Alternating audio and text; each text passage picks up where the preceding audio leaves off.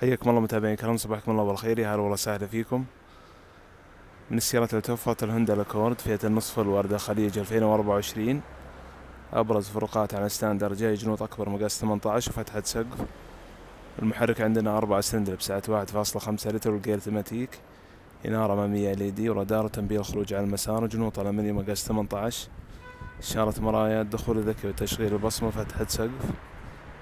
اللتر تقريبا يمشي حدود 17.2 والتقييم ممتاز. هذا من الداخل. جي المقاعد قماش باللون البيج، مقعد السائق كهربائي مثبت للسرعة، تحكم بالرادار، تنبيه الخروج على المسار، الشاشة، الجرنط الإلكتروني، منافذ الشحن USB. قاعدة خلفية، فتحات التكييف، أيضا منافذ الشحن، تكية الخلفية.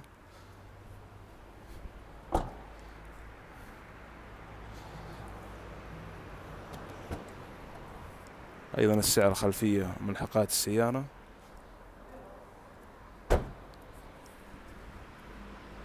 إنارة خلفية LED وحساسات وكاميرا.